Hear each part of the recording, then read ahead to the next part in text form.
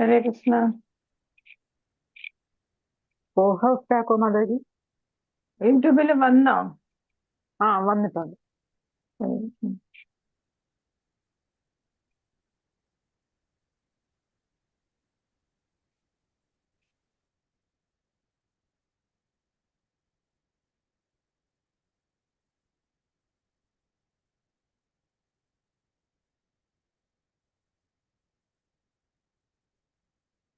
ഹരേ കൃഷ്ണ.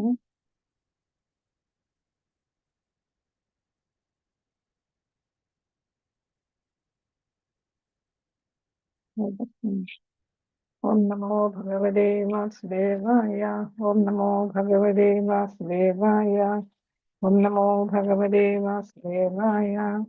നാരായണം നമസ്കൃത്യം നരം ചൈവ നരോത്തമം ദേവീം സരസ്വതീം വ്യാസം തതോ ജയമുദീരയേത്. നഷ്ടപ്രായേഷു ഭദ്രേഷു നിത്യം ഭാഗവത സേവയാ ഭഗവത് ഉത്തമ ശ്ലോകേ ഭക്തിർഭവതി നൈഷ്ഠികേ. മൂകം കരോതി വാചാലം പങ്കം ലംഘയതേ ഗിരം യത്കൃപാതമഹം വന്ദേ ശ്രീഗുരും ദീനതാരിണം ശ്രീചൈതന്യമീശ്വരം പരമാനന്ദമാധവം.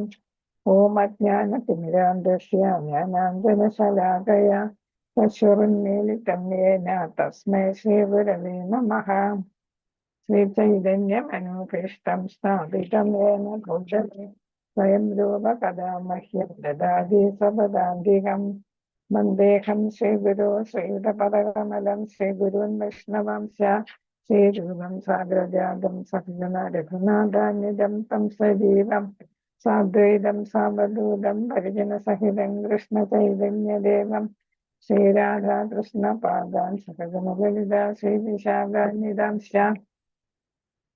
ഹേ കൃഷ്ണ കരുണാ സിന്ധോ ദീനബന്ധോ ജഗത്പദേ ഗോപേശ ഗോപികാന്ത രാധാകാന്ത നമസ്തുതേ. സപ്തകാഞ്ചന ഗൗരാംഗി ശ്രീരാധേ വൃന്ദാവനീശ്വരി വൃഷഭാനുസുതേ ദേവി പ്രണമാമി ഹരിപ്രിയേ. വാഞ്ചകൽപതരൂപശ്ച കൃപാ സിന്ധുഭ്യേവ ച പതിതാനാം പാവനേഭ്യോ വൈഷ്ണവേഭ്യോ നമോ നമഃ. നമോ ഓം വിഷ്ണുപാദായ കൃഷ്ണപ്രേഷ്ഠായ ഭൂതലേ ശ്രീമതേ ജയപതാക സ്വാമിനിധി നാമിനെ. നമാചാര്യപാദായ നിധായ കൃപപ്രദായിനെ ഗൗരകഥാധാമദായ നഗരഗ്രാമതാരിണെ. നമോ ഓം വിഷ്ണുപാദായ കൃഷ്ണപ്രേഷ്ഠായ ഭൂതലേ ശ്രീമതേ ഭക്തിവേദാന്ത സ്വാമിനിധി നാമിനെ. നമസ്തേ സരസ്വതേ ദേവേ ഗൗരവാണി പ്രചാരിണെ നിർവിശേഷ ശൂന്യവാദി പാശ്ചാത്യദേശധാരിണെ. ജയ ശ്രീകൃഷ്ണ ചൈതന്യ പ്രഭു നിത്യാനന്ദ ശ്രീ അദ്വൈത ഗദാധര ശ്രീവാസാദി ഗൗരഭക്തവൃന്ദ. ഹരേ കൃഷ്ണ കൃഷ്ണ കൃഷ്ണ ഹരേ ഹരേ ഹരേ രാമ രാമ രാമ ഹരേ ഹരേ. ഹരേ കൃഷ്ണ കൃഷ്ണ കൃഷ്ണ ഹരേ ഹരേ ഹരേ രാമ രാമ രാമ ഹരേ ഹരേ. ഹരേ കൃഷ്ണ കൃഷ്ണ കൃഷ്ണ ഹരേ ഹരേ ഹരേ രാമ രാമ രാമ ഹരേ ഹരേ.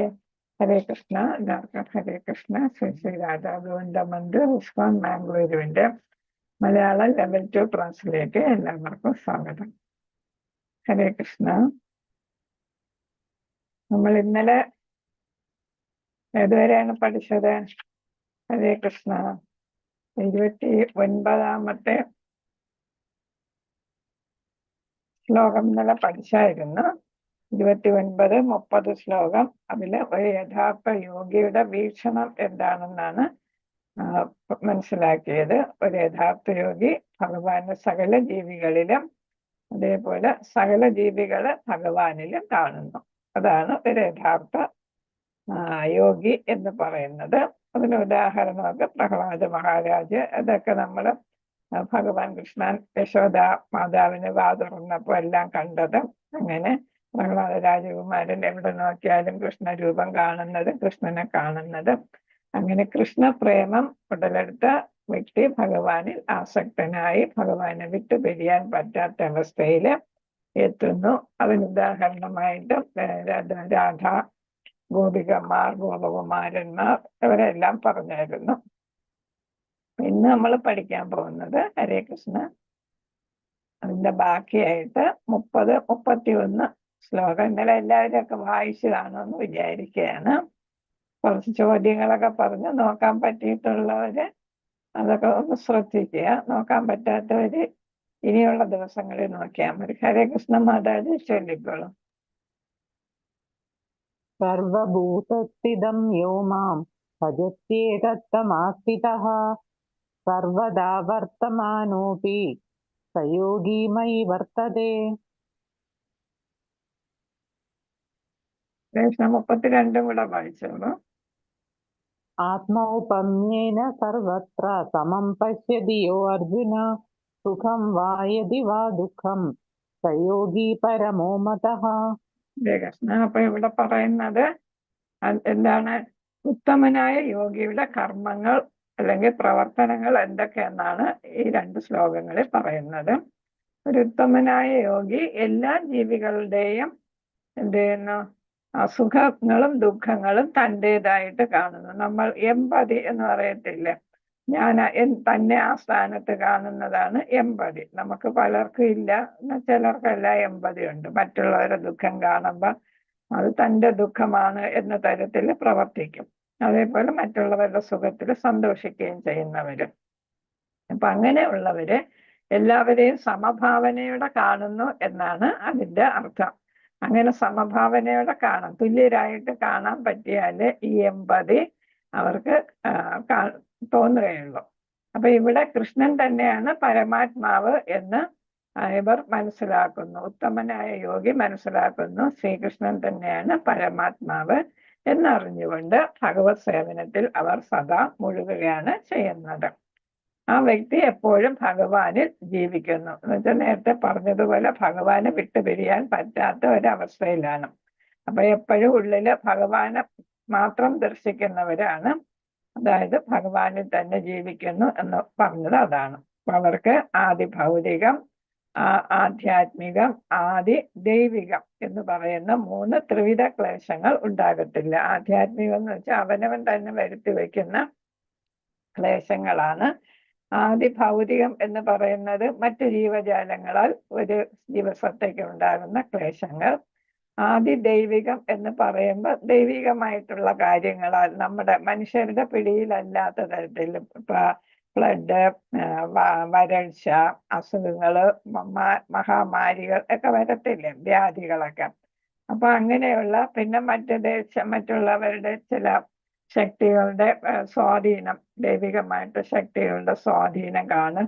അപ്പൊ ആ സ്വാധീനത്തെ നമ്മൾ സ്പിരിറ്റ് എന്ന് പറയത്തില്ല. അപ്പൊ അതിൻ്റെയൊക്കെ സ്വാധീനത്താൽ നമുക്ക് വരുന്ന ക്ലേശങ്ങള്, അങ്ങനെയുള്ള പല പല ക്ലേശങ്ങളെയാണ് ആദി ദൈവികം എന്ന് പറയും. മനുഷ്യന്റെ നിയന്ത്രണത്തിൽ അതീതമായിട്ടുള്ളതാണ് അതൊക്കെ. അപ്പൊ ഈ ക്ലേശങ്ങളൊന്നും ഈ യഥാർത്ഥ യോഗിക്ക്, ഉത്തമനായ യോഗിക്ക് ഈ ക്ലേശങ്ങളൊന്നും അനുഭവപ്പെടുത്തില്ല എന്നാണ്. അപ്പോൾ ഒരു തരത്തിലുള്ള ക്ലേശങ്ങളും അനുഭവിക്കാൻ ഇടയാകാത്ത ആളാണ് ഉത്തമനായ യോഗി. ശ്രീല പ്രഭുപാദർ പറയുന്നു, കൃഷ്ണാവബോധമുള്ള ഉത്തമനായ യോഗി തൻ്റെ ഏറ്റവും വലിയ ജീവകാരുണ്യ പ്രവർത്തനമായി എല്ലാവർക്കും കൃഷ്ണാവബോധം അതിന്റെ പ്രാധാന്യം വിവരിച്ചു കൊടുക്കുന്നു എന്നാണ്. അപ്പൊ അങ്ങനെ കൃഷ്ണാവബോധം വിവരിച്ചു കൊടുക്കുന്നതാണ് ഏറ്റവും വലിയ ജീവകാരുണ്യ പ്രവർത്തനമായിട്ട് ശ്രീല പ്രഭുപാദർ കാണുന്നത്. ഒരു ഉത്തമ യോഗി അങ്ങനെ ചെയ്യും എന്നാണ്. അപ്പൊ കൃഷ്ണാവബോധത്തിൽ വരുന്ന യോഗിയാണ് അങ്ങനെ പ്രവർത്തിക്കുന്നത്. അപ്പൊ പരമഹംസരായിട്ട് അവർ നടക്കുന്നു. അവരെന്ത് ചെയ്യുന്നു? എല്ലാവർക്കും ഭഗവാനെ കുറിച്ചുള്ള കാര്യങ്ങൾ പറഞ്ഞു കൊടുത്ത്, അപ്പൊ എല്ലാവരുടെയും വെൽഫെയറിന് വേണ്ടിയിട്ട്, എല്ലാവരുടെയും സുഖത്തിന് വേണ്ടിയിട്ട്, സുഖം എന്ന് പറയുന്നത് ആനന്ദം അല്ലെ, ഭൗതികമായിട്ടുള്ളതല്ല, ആധ്യാത്മികമായിട്ടുള്ള ആനന്ദത്തിന് വേണ്ടി അല്ലെങ്കിൽ ആത്മസാക്ഷാത്കാരത്തിന് വേണ്ടിയിട്ട് പ്രവർത്തിക്കുന്ന ആളാണ് ഏറ്റവും വലിയ ശ്രേഷ്ഠനായിട്ടുള്ള യോഗി എന്നാണ് ശ്രീല പ്രഭുപാദർ പറയുന്നത്. ഇപ്പൊ കാരണം എന്താണ്? എല്ലാവരെയും ഭഗവാനിലേക്ക് തിരിച്ചു പോകാനുള്ള ഒരു വഴി ഒരുക്കുകയാണ് കൃഷ്ണാവബോധ പ്രസ്ഥാനത്തിലൂടെ അല്ലെങ്കിൽ കൃഷ്ണാവബോധം പറഞ്ഞു കൊടുക്കുന്നതിലൂടെ ചെയ്യുന്നത്. അപ്പോൾ എല്ലാവരും അവരവരുടെ കുടുംബങ്ങളിൽ എന്ന് വെച്ചാൽ ഭഗവാന്റെ ധാമത്തിൽ, അവിടെ നിന്നാണല്ലോ നമ്മൾ ആഗ്രഹത്താല് ഭൗതിക പ്രകൃതിയിലെത്തിയത്. അപ്പൊ തിരിച്ച് അവരവരുടെ കുടുംബത്തിൽ തന്നെ ഭഗവാന്റെ ധാമത്തിൽ തന്നെ തിരിച്ചു പോകാനായിട്ടുള്ള ഒരു വഴി ഒരുക്കുന്ന ആളാണ് ഏറ്റവും വലിയ യോഗി എന്നാണ്. ബഹുജന ഹിതായ ബഹുജന സുഖായ എന്ന് നമുക്ക് പറയാം. എല്ലാവരുടെയും നന്മയ്ക്ക് വേണ്ടിയിട്ട്, എല്ലാവരുടെയും ആനന്ദത്തിന് വേണ്ടിയിട്ട് പ്രവർത്തിക്കുന്ന ആളായിരിക്കും ശ്രേഷ്ഠൻ എന്ന്. ഹരികൃഷ്ണ മാതാജി 33 മുതൽ 36 വരെയുള്ള ഈ കാര്യങ്ങളാണ് ഇവിടെ എഴുതിയിരിക്കുന്നത്. സ്ലൈഡ് പിന്നീട് വായിച്ചു നോക്കുക. ഹരേ കൃഷ്ണ.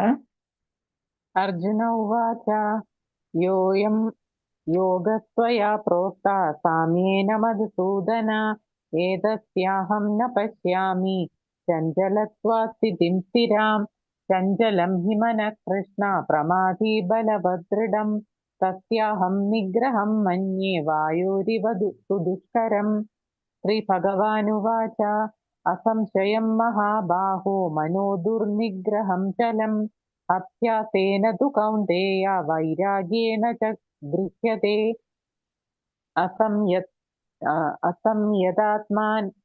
असंयतात्मना योगो दुष्प्राप इति मे मतिः वश्यात्मना तु यदता शक्यो वाप्तुम् उपायतः. കൃഷ്ണ. അപ്പൊ ഇവിടെ ഭഗവാനോട് അർജുനൻ പറയുന്നുണ്ട് എന്താണ്? പ്രക്ഷുബ്ധമായ മനസ്സിനെ നിയന്ത്രിക്കുന്നതിന്റെ ആവശ്യകതയെ കുറിച്ചാണ് ഈ ശ്ലോകങ്ങളിൽ പറയുന്നത്.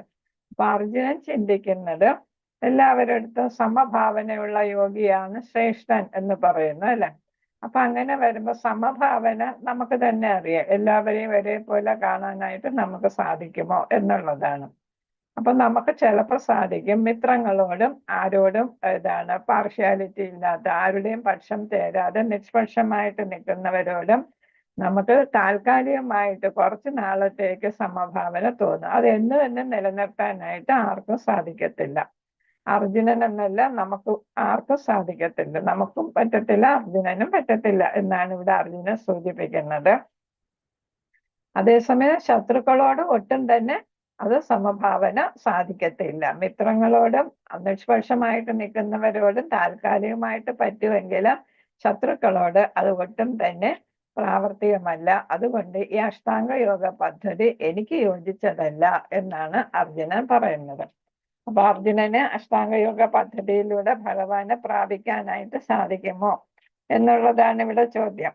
അപ്പൊ അർജുനന് അത് സാധിക്കില്ല എന്ന് അർജുനൻ പറയുന്ന കാരണം എന്താണ്? അതൊട്ടും പ്രായോഗികമല്ല.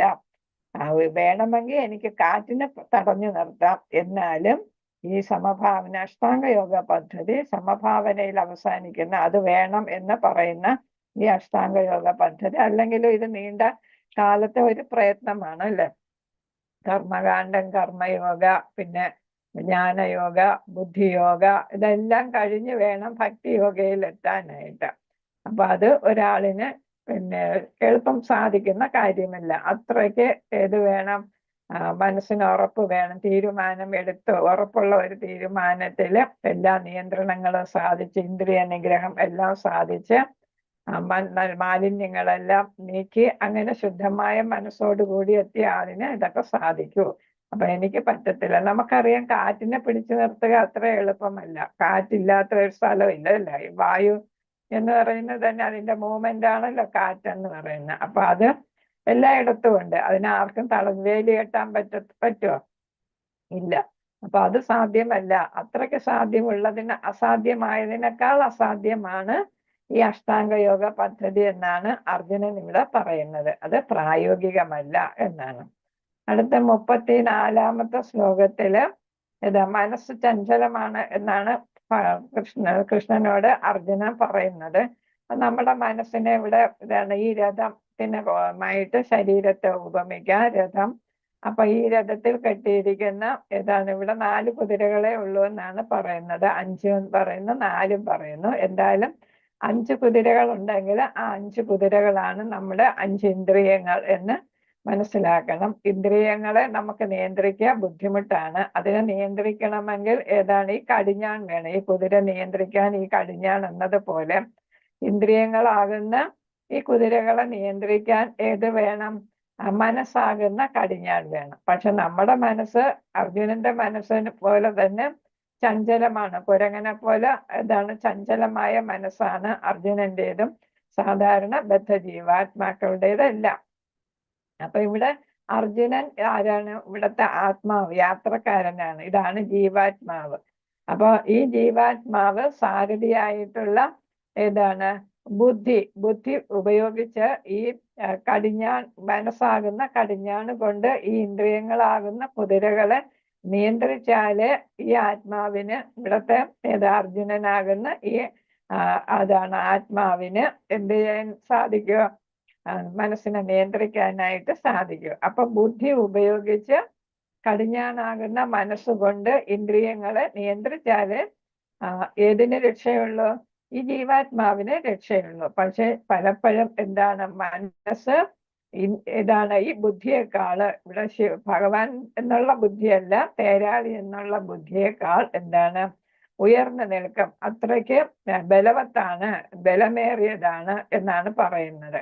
അപ്പം ബുദ്ധി കൊണ്ട് മനസ്സിനെ നിയന്ത്രിക്കാനായിട്ട് പലപ്പോഴും സാധിക്കത്തില്ല. നമ്മളും അത് തന്നെ, പല അനുഭവങ്ങൾ നമുക്കും അതേപോലെ വരാറുണ്ട്. നമ്മൾ മനസ്സിനെ പിടിച്ചു കെട്ടാൻ ബുദ്ധി കൊണ്ടെന്ന് വിചാരിച്ചാലും പലപ്പോഴും ബുദ്ധി പരാജയപ്പെടും. മനസ്സ് വിചാരിക്കുന്നത് നടക്കാറുള്ളൂ. ബുദ്ധി സമയത്തിന് പലപ്പോഴും പ്രവർത്തിക്കാതായിട്ട് വരും. നമ്മൾ പറയും ബുദ്ധിമോശം സംഭവിച്ചു എന്ന് പറയും. അത് മനസ്സാണ് അവിടെ കൂടുതൽ ശക്തിയേറിയത് എന്നതുകൊണ്ടാണ്. അപ്പൊ ഇവിടെ ഈ രഥമാകുന്ന ശരീരത്തിൽ ഉള്ളിലിരിക്കുന്ന ആത്മാവിനെ ബുദ്ധിയാകുന്ന തേരാളിക്ക് എന്ത് ചെയ്യാൻ പറ്റും? ഇന്ദ്രിയങ്ങളെ നിയന്ത്രിച്ച് കൊണ്ടുപോകാനായിട്ട് പറ്റും. പക്ഷെ അത് മനസ്സ് വിചാരിച്ചാലേ അത് സാധിക്കൂ എന്നാണ് ഇവിടെ പറയുന്നത്. അപ്പൊ അത്രയ്ക്ക് ബുദ്ധിമുട്ടാണ് മനസ്സിനെ നിയന്ത്രിക്കുക എന്നതുകൊണ്ട് അത് സമഭാവനയൊന്നും പറ്റത്തില്ല എന്നാണ് ഇവിടെ അർജുനൻ സൂചിപ്പിക്കുന്നത്. പക്ഷെ ചൈതന്യ മഹാപ്രഭു പറയുന്നു 15-ാം നൂറ്റാണ്ടിലും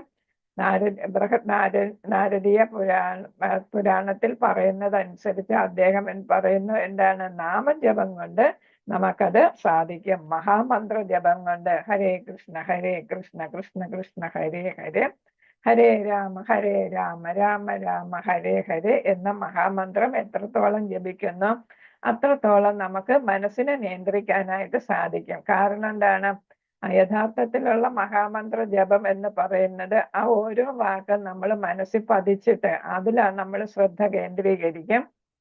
അങ്ങനെ ശ്രദ്ധ ആ വാക്കുകളിൽ 16 വാക്കുകളിൽ കേന്ദ്രീകരിച്ചാണ്, കോൺസെൻട്രേറ്റ് ചെയ്താണ് നമ്മൾ മഹാമന്ത്രം ജപിക്കേണ്ടത്. അങ്ങനെ ജപിക്കുകയാണെങ്കിൽ നമുക്ക് മനസ്സിനെ നിയന്ത്രണ വിധേയമാക്കാനായിട്ട് സാധിക്കും എന്നാണ് ചൈതന്യ മഹാപ്രഭു പറഞ്ഞത്. അതുകൊണ്ടാണ് അദ്ദേഹം മഹാമന്ത്രത്തിന്, ശ്രീകൃഷ്ണ മഹാമന്ത്ര ജപത്തിന് കൂടുതൽ പ്രാധാന്യം കൊടുത്തത്. നമ്മുടെ ശ്രീല പ്രഭുപാദർ അതിന് കൂടുതൽ പ്രചരിപ്പിച്ചതും അതുകൊണ്ടാണ്. അപ്പൊ നിരന്തര പരിശീലനം കൊണ്ട് നമുക്കത് സാധിക്കും എന്നാണ് അടുത്തതിൽ പറയുന്നത്. 35-ാമത്തെ ശ്ലോകത്തിൽ പറയുന്നു, കുന്തിപുത്ര, അസ്ഥിരമായ മനസ്സിനടക്കം തീർച്ചയായും ദുഷ്കരമാണ്. എന്നാൽ യുക്തമായ പരിശീലനം കൊണ്ടും നിസ്സംഗത കൊണ്ടും അത് സാധിക്കാവുന്നതാണ്. പരിശീലനം എന്ന് വെച്ചാൽ നമ്മൾ ഇവിടെ നമ്മൾ ചൈതന്യ മഹാപ്രഭു പറഞ്ഞതുപോലെ നമ്മുടെ പരിശീലനം എന്ന് പറയുന്നത് ഇവിടെ 16 മാല കുറഞ്ഞത് ജപിക്കണമെന്നാണ് പറയുന്നത്. അപ്പൊ പ്രഭുപാദർ ആ തരത്തില് നമുക്ക് മനസ്സിനെ നിയന്ത്രിക്കാനായിട്ട് സാധിക്കും, നമ്മുടെ ആഗ്രഹങ്ങളെയൊക്കെ നിയന്ത്രിക്കാനായിട്ട് സാധിക്കും. നിസ്സംഗത എന്ന് പറയുന്നത് വിരക്തിയാണ്, ഭൗതികതയോടുള്ള വിരക്തി.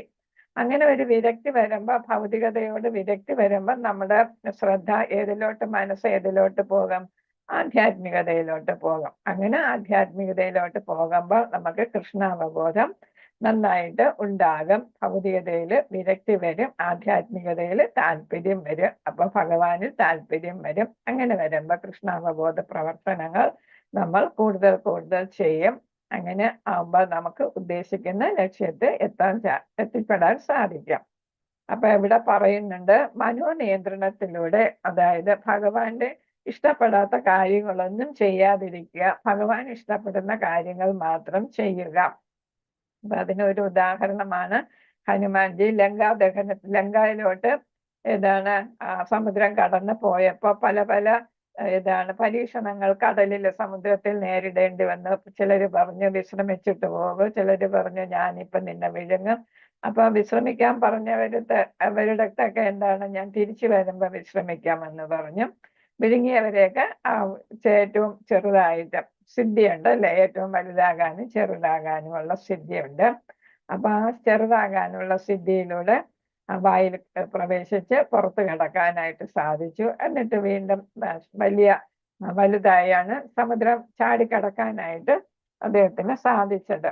അപ്പൊ അങ്ങനെ ഭഗവാന്റെ ഇച്ഛാപ്രകാരമാണ് അദ്ദേഹം അവിടെ പ്രവർത്തിച്ചത്. അദ്ദേഹത്തിന്റെ മനോനിയന്ത്രണത്താലാണ് അദ്ദേഹത്തിന് ഇത് സാധിച്ചത്, ഈ സിദ്ധികൾ ഉപയോഗിക്കാനായിട്ട് സാധിക്കുന്നത്. അതേപോലെ തന്നെ ആത്മസാക്ഷാത്കാരം അങ്ങനെയാണ് സാക്ഷാത്കാരം ലഭിക്കുക എന്നാണ് പറയുന്നത്. അപ്പം മനോനിയന്ത്രണത്താല് അത് സാധിക്കും, ഭഗവാൻ ഇഷ്ടപ്പെട്ട കാര്യങ്ങൾ ചെയ്യുക. അതേപോലെ ആ അവസരത്തിലാണ് നമുക്ക് ദിവ്യമായിട്ടുള്ള ആനന്ദം ഉണ്ടാകുന്നത്, സംതൃപ്തി ഉണ്ടാകുമ്പോഴാണ് നമുക്ക് ആനന്ദം വരുന്നത്. നമുക്ക് സന്തോഷം വരുന്ന എന്താണ്? നമുക്ക് ഇഷ്ടപ്പെട്ട കാര്യങ്ങൾ ചെയ്യുമ്പോഴാണ് നമ്മൾ സന്തോഷിക്കുന്നത് അല്ലെ. അപ്പൊ സംതൃപ്തി വരുമ്പോഴാണ് നമ്മൾ എന്ത് ചെയ്യുന്നത്? സന്തോഷം, ആനന്ദം പ്രകടമാക്കുന്നത്. അപ്പൊ ഈ ആനന്ദവും സംതൃപ്തിയൊക്കെ പ്രസാദ ഭക്ഷണത്തിലൂടെ നമുക്ക് സാധിക്കും എന്നാണ് പറയുന്നത്. പ്രസാദം സേവിക്കുക വഴി നമ്മുടെ ശരീരം മാലിന്യ വിമുക്തമാക്കാനായിട്ട് നമുക്ക് സാധിക്കും. ഭഗവാൻ ഭക്ഷിച്ചതിന്റെ ബാക്കി നമ്മൾ ഭക്ഷണം കഴിക്കുമ്പോൾ ഭഗവാന് കൊടുക്കുന്നത് ഏറ്റവും നന്നായിട്ടുള്ള ഭക്ഷണമായിരിക്കും, ഭഗവാൻ ഇഷ്ടപ്പെട്ട ഭക്ഷണം. ഭഗവാൻ ഇഷ്ടപ്പെട്ടതെന്ന് പറയുന്നില്ല, ഭഗവാൻ പറയുന്നു നമ്മൾ ഏത് കൊടുത്താലും മതി, ഫലം കൊടുത്താൽ മതി, ജലം കൊടുത്താൽ മതി, തുളസി ഇല കൊടുത്താൽ മതി എന്നൊക്കെ ഭഗവാൻ പറയുന്നുണ്ട് അല്ലെ. അപ്പൊ അത് ഏത് കൊടുത്താലും മതി, നമുക്ക് നല്ല ഭഗവാന് ഭക്ഷിക്കാൻ യോഗ്യമായ ഭക്ഷണം നമ്മുടെ ശരീരത്തിന് യോഗ്യമായതായിരിക്കും. പിന്നെ അതിൽ പ്രത്യേകിച്ച് ഭഗവാന്റെ അനുഗ്രഹം കൂടെ ഉണ്ടാകും. അങ്ങനെ കഴിക്കുമ്പോൾ എന്ത് ചെയ്യും? നമ്മുടെ മനസ്സിനെയും ബുദ്ധിയെയും ഇന്ദ്രിയങ്ങളെയും അത് ശുദ്ധീകരിക്കുന്നു. നമുക്ക് ഏറ്റവും ശുദ്ധീകരണം ആവശ്യമുള്ള 3 ഘടകങ്ങളാണ് ഇന്ദ്രിയങ്ങൾ, ബുദ്ധി, മനസ്സ് അല്ലെ. ഇവിടെ ഇന്ദ്രിയങ്ങള്, പിന്നെ ബുദ്ധി, ഈ മനസ്സ്, കടിഞ്ഞാണാകുന്ന മനസ്സ്, ബുദ്ധിയാകുന്ന തേരാളി, കുതിരകളാകുന്ന ഇന്ദ്രിയങ്ങൾ. ഇത് 3 ആണ് നമുക്ക് എന്ത് ചെയ്യേണ്ടത്? ശുദ്ധീകരിക്കേണ്ടത്. അപ്പൊ അവയെ ശുദ്ധീകരിച്ചാൽ നമുക്ക് സാക്ഷാത്കാരം നേടാനായിട്ട് സാധിക്കും എന്നാണ്. അപ്പൊ ഇവിടെ അതില്ലാതെ വരികയാണെങ്കിൽ, അങ്ങനെ മനോനിയന്ത്രണം ഇല്ലാതെ, മനസ്സിനെ കീഴ്പ്പെടുത്താൻ പറ്റാതെ, ബുദ്ധി യഥാപോലെ ഉപയോഗിക്കാൻ പറ്റാത്ത ഒരാള് യോഗനിഷ്ഠനായാല് അയാൾ യോഗയില് പരാജയപ്പെടും. അപ്പൊ അയാൾക്ക് മനോനിയന്ത്രണം സാധിക്കത്തില്ല, ഇന്ദ്രിയങ്ങളെ നിയന്ത്രിക്കാനായിട്ട് സാധിക്കത്തില്ല, ബുദ്ധി വേണ്ട വിധത്തിൽ ഉപയോഗിക്കാൻ സാധിക്കത്തില്ല. അപ്പൊ പ്രലോഭനങ്ങൾക്ക് അദ്ദേഹം വഴങ്ങും എന്നാണ്. അതാണ് വിശ്വാമിത്രന്റെയൊക്കെ തപസ് ഭംഗപ്പെടുത്താനായിട്ട് കാരണമായത് അല്ലെ. അത് ദേവേന്ദ്രൻ അയച്ചതാണ് അപ്സരസുകളെ, എങ്കിൽ തന്നെയും അവരെന്ത് ചെയ്തു? അവർക്ക് അവരുടെ മനസ്സിനെയും ഇന്ദ്രിയങ്ങളെയും നിയന്ത്രിക്കാനായിട്ട് സാധിച്ചില്ല. അപ്പൊ അങ്ങനെ വരുമ്പോ യോഗാനുഷ്ഠാനം ഒരു പാഴ്വേലയായിട്ട് മാറുന്നു. അതിനിവിടെ ഒരു ഉപമ കൊടുത്തിട്ടുണ്ട് പ്രഭുപാദർ. മുകളിൽ വെള്ളം ഒഴിച്ച് താഴെ തീ കൂട്ടാനായിട്ട് ശ്രമിക്കുന്നത് പോലെയാണ് എന്നാണ്. തീ കൂട്ടണമെങ്കിൽ വെള്ളമില്ലാത്ത ഉണങ്ങിയ അവസ്ഥയിലുള്ള സാധനങ്ങളാണെങ്കിൽ തീ കത്തിപ്പിടിക്കുകയുള്ളു. അപ്പൊ മേളിൽ വെള്ളം ഒഴിച്ചുകൊണ്ടിരിക്കുകയും താഴെ തീ കൊളുത്തുകയും ചെയ്യാൻ ശ്രമിക്കുന്നത് പോലെ ഒരു പാഴ്വേലയാണ്.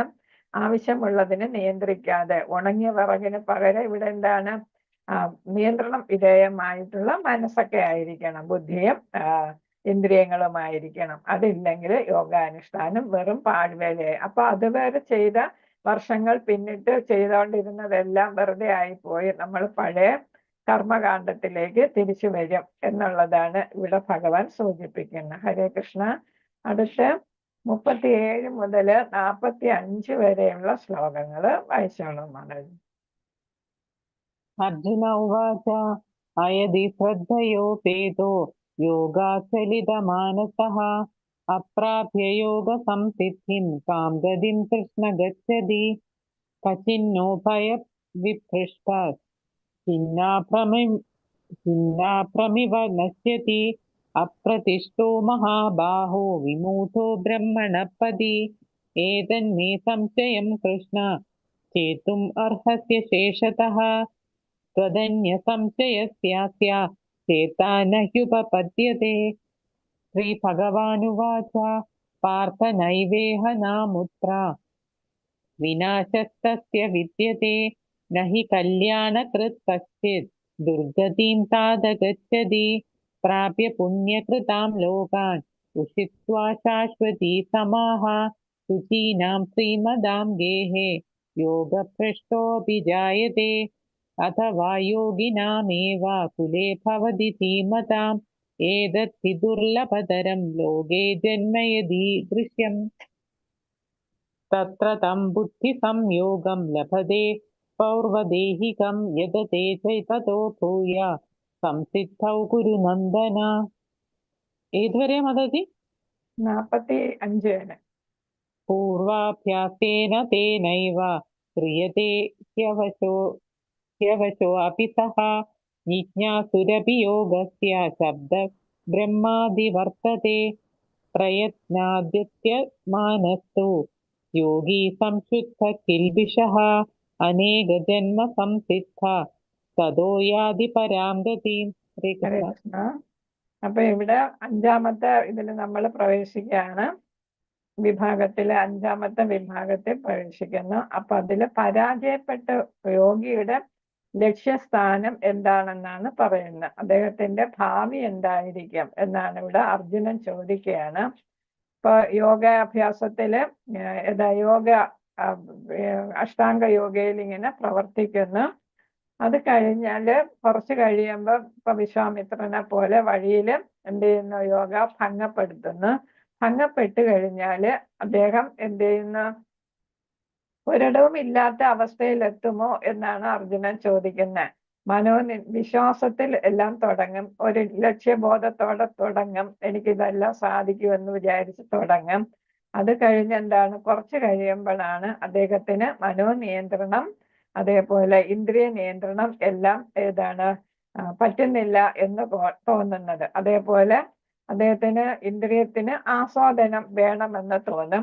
അങ്ങനെ തോന്നുമ്പോൾ അദ്ദേഹത്തിന് യോഗയില് പരിശീലനം തുടരാനായിട്ട് സാധിക്കത്തില്ല. അപ്പൊ അങ്ങനെ പരിശീലനം എന്ത് ചെയ്യുന്നു, തടസ്സപ്പെടുന്നു. അങ്ങനെയുള്ള വ്യക്തി എന്ത് ആകും, ആ വ്യക്തിയുടെ അവസ്ഥ എന്താകും എന്നാണ് അർജുനന്റെ ചോദ്യം. അദ്ദേഹം ഉപമ പറയുന്നുണ്ട്, വേറിട്ട അല്ലെങ്കിൽ ഒറ്റപ്പെട്ട മേഘം പോലെ അലിഞ്ഞു തിരിയുന്ന ഒരവസ്ഥയിലോട്ട് അയാൾ എത്തുമോ എന്നാണ് ചോദിക്കുന്നത്. ഭൗതികമായിട്ടും ആധ്യാത്മികമായിട്ടും അദ്ദേഹത്തിന്റെ സ്ഥിതി. അപ്പൊ ഭൗതികമായിട്ടുള്ള ഉന്നതിയും ഇല്ല, ആധ്യാത്മിക ഉന്നതിയും ഇല്ല. അപ്പൊ ഒരു 10 വർഷമൊക്കെ ചെയ്തിട്ടായിരിക്കും അദ്ദേഹം പരാജയപ്പെട്ട് തിരിച്ചു വരുന്നത്. അപ്പൊ അദ്ദേഹത്തിന് ഭൗതികമായിട്ടുണ്ടായിരുന്നതെല്ലാം നഷ്ടപ്പെട്ടുകയാണ്, ആധ്യാത്മികമായിട്ട് ഒന്നും എത്തിയതുമില്ല. അപ്പൊ രണ്ടുമില്ലാത്ത ഒരവസ്ഥയിലോട്ട് അയാൾ അധപ്പതിക്കുമോ എന്നാണ് ചോദിക്കുന്നത്. അതാണ് ഒറ്റപ്പെട്ട മേഘം എന്ന് പറയുന്നത്. അപ്പൊ ഒരിടവും എത്താത്ത ഒരവസ്ഥയിലോട്ട് ആകുമോ എന്നാണ്. അപ്പൊ ഇവിടെ ഭഗവാൻ പറയുന്നു, 3 മാർഗങ്ങളിലൂടെ നമുക്ക് എന്ത് നേടാനായിട്ട് സാധിക്കാം മഹാബാഹോ. 3 മാർഗത്തിലൂടെ നമുക്ക് അതീന്ദ്രിയതയില് എത്താനായിട്ട് സാധിക്കും. ഈ 3 എന്ന് പറയുന്നത്, ഒന്ന് ജ്ഞാനയോഗം, 2ാമത്തത് അഷ്ടാംഗ യോഗം, 3ാമത്തത് ഭക്തിയോഗം. അപ്പം ഭഗവാനെയും ആത്മാവിനെയും പരമാത്മാവിനെയും ആത്മാവിനെയും അറിഞ്ഞ് യോഗ ചെയ്യുന്നതാണ് ജ്ഞാനയോഗ. അഷ്ടാംഗയോഗ ഈ 8 ഘട്ടങ്ങൾ കടന്ന് പിന്നെ അവസാനം 6 ചക്രങ്ങളൊക്കെ ഉണ്ട്. ആ ചക്രങ്ങൾ കടന്ന് സഹസ്രാരം എന്ന് പറയുന്ന അവിടെ എത്തുമ്പോൾ ഭക്തിയോഗയിലെത്തി സമാധി അവസ്ഥയിലെത്തുമ്പോൾ അദ്ദേഹത്തിന്റെ ഇവിടെ ഉച്ചി പൊട്ടി ആത്മാവ് പുറത്തു പോയി ഭഗവാനില് എത്തും എന്നാണ് പറയുന്നത്. അത് അടുത്തത് ഭക്തിയോഗ, ഏറ്റവും എളുപ്പമായിട്ടുള്ളത്. നമുക്കറിയാം ഭക്തിയോഗയാണ് ഏറ്റവും എളുപ്പമായിട്ടുള്ളത്. അപ്പൊ ഈ 3 പ്രക്രിയകളിലും ജീവസത്ത തന്നെ കുറിച്ച് താൻ എന്താണ് എന്ന് മനസ്സിലാക്കിയാണ് ഭഗവാനുമായിട്ടുള്ള ബന്ധം അറിഞ്ഞ് നഷ്ടപ്പെട്ടു പോയ ബന്ധം പുനഃസ്ഥാപിക്കാനുള്ള പ്രവർത്തനങ്ങൾ എന്തൊക്കെ വേണമെന്ന് മനസ്സിലാക്കി കൃഷ്ണാവബോധത്തിന്റെ ഉന്നത തലത്തിൽ അയാൾ പ്രവർത്തിക്കണം എന്നാണ് പറയുന്നത്. അപ്പൊ ഏത് പ്രക്രിയ വഴി പോയാലും തൻ്റെ അവസ്ഥ എന്താണെന്ന് ആദ്യമേ അറിയണം. ഇതെനിക്ക് സാധിക്കുമോ, ഞാൻ പൂർണ്ണമായിട്ട് അത് പൂർത്തിയാക്കാനായിട്ട് എനിക്ക് സാധിക്കുമോ എന്നറിയണം. അതേപോലെ തന്നെ ഭഗവാനെയും തൻ്റെ ആത്മാവിനെ കുറിച്ചുമൊക്കെ ശരിയായിട്ട് മനസ്സിലാക്കി വേണം ജ്ഞാനയോഗത്തിന് ഇറങ്ങിത്തിരിക്കാനായിട്ട്. അഷ്ടാംഗ യോഗത്തിന്റെ പരിമിതികളും അതിന്റെ ബുദ്ധിമുട്ടുകളും എല്ലാം മനസ്സിലാക്കി വേണം പോകാനായിട്ട്. ആദ്യമേ മനസ്സും എല്ലാം ഇന്ദ്രിയങ്ങളും എല്ലാം ശുദ്ധമാക്കണം, മാലിന്യ വിമുക്തമാക്കണം.